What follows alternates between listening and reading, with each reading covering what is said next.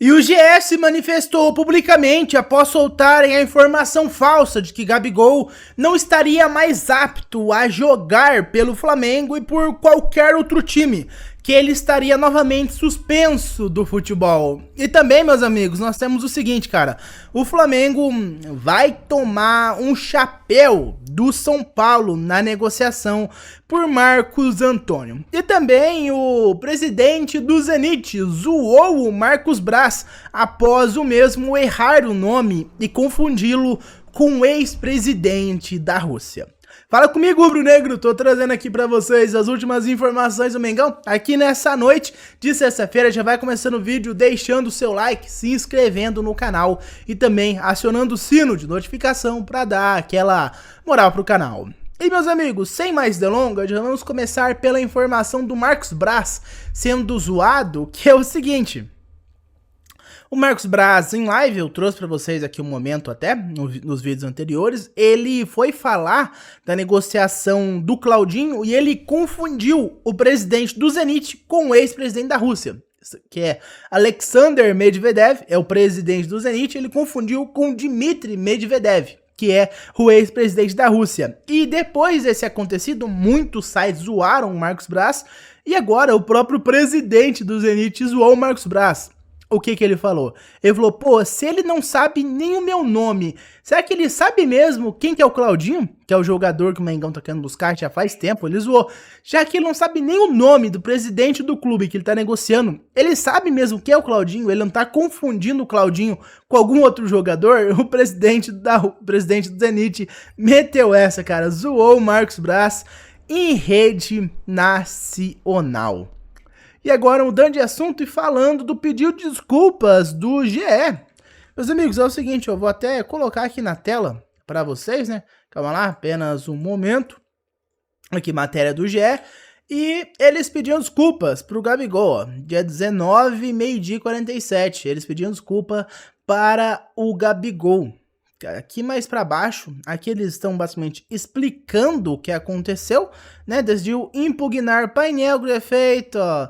Acatou parcialmente o pedido da União. CAIS mantém em vigor a decisão que libera o atleta do Flamengo para atuar enquanto aguarda o julgamento. Eles haviam pedido, né, que fosse anulado por completo. A União pediu que fosse anulado por completo o julgamento do Gabigol, já que eles não tinham nenhum árbitro lá, né? O árbitro que deveria ser deles, o juiz, no caso, que deveria representá-los, não os representava. Que, teoricamente sim, mas não, porque não foram eles que contrataram. Aqui eles explicam melhor. Acatou o pedido da União de anulação do processo, comunicou a todas as partes. O presidente Rodolfo Landim tomou ciência da decisão. Daqui eles falam, o GE publicou que o processo seria anulado integralmente. Assim, Gabigol voltaria a ficar suspenso. Pedimos desculpas pelo erro. Aqui, nos últimos 3 dias, após pedido da defesa do atacante, o tribunal decidiu liberar o atleta para continuar a atividade.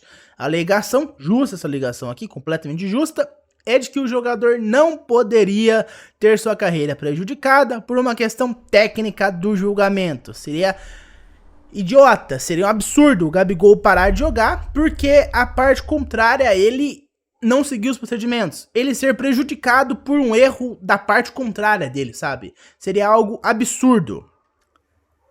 Meus amigos, cara, é algo absurdo. Aqui tá melhor explicado o motivo que eles falam. O governo brasileiro pediu a anulação do processo com o argumento de que não foi devidamente notificado. Por isso, não instituiu um árbitro para o julgamento. Assim, no momento do efeito suspensivo, até essa sexta, havia 2 representantes do CAIS e um do jogador. Essa é a justificativa deles, que eles não tinham nenhum representante. Eram 2 representando a Corte Arbitral do Esporte e um Gabigol, que é a defesa dele.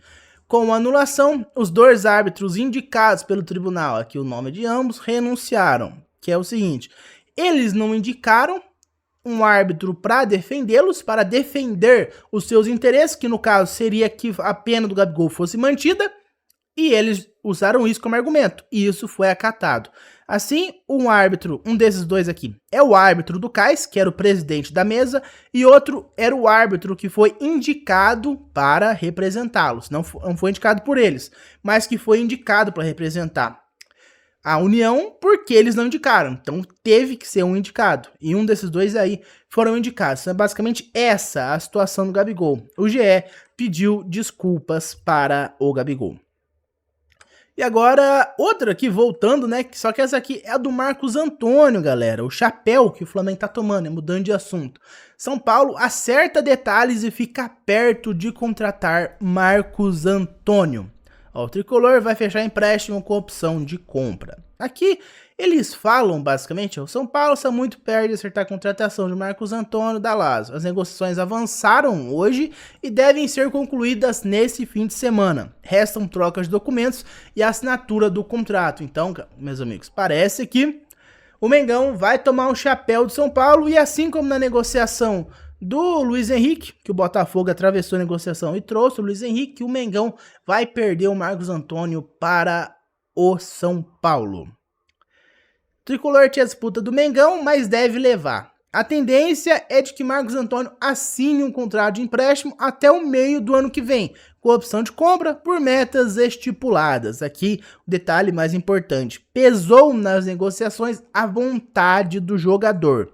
Marcos Antônio ficou satisfeito com o interesse do São Paulo porque ele sabe que vai ser titular, já que Alisson e Pablo Maia estão lesionados. É basicamente a mesma coisa do Gustavo Scarpa. Quem lembra, o Mengão também queria o Gustavo Scarpa, né? Sair lá da Inglaterra e iria vir para o Flamengo. Só que ele escolheu o Atlético Mineiro porque no Galo ele seria titular. A chance dele ser titular no Atlético Mineiro é muito maior do que ser titular no Flamengo. Eu diria quase impossível ele ser titular nesse time do Flamengo. É quase impossível. Esse Scarpa teria que jogar muito para ser titular nesse time do Flamengo. Conta com a Arrascaeta, De La Cruz, Gerson, Eric Pulgar. Ele teria que jogar muito. E ele escolheu o Atlético Mineiro, o Galo, porque no Galo ele ser titular seria muito mais fácil ele conquistar a titularidade no Atlético Mineiro do que no Galo. O Marcos Antônio é a mesma coisa. Ele escolheu o São Paulo porque sabe que vai ser titular no São Paulo e ele sabia que no Flamengo ele ia ser banco e seria muito difícil, novamente quase impossível, ele conquistar a titularidade no Flamengo. É basicamente o mesmo motivo, sabe? Eles sabem que no Flamengo é muito difícil a competição e eles seriam jogadores reservas. Já o Marcos Antônio no São Paulo e o Scarpa no Galo são jogadores titulares. Então eles escolheram jogar a ir para um time maior. É a escolha deles, basta nós respeitarmos, mas essa é informação. O Mengão tá tomando um chapéu do São Paulo na negociação por Marcos Antônio. Mas por enquanto foi isso, meus amigos. Muito obrigado por ter me ouvido até aqui. Relembrando, deixa o seu like, se inscreve no canal e também aciona o sino de notificação. Eu vejo vocês no próximo vídeo. Um abraço a todos e até mais. Vamos, Flamengo!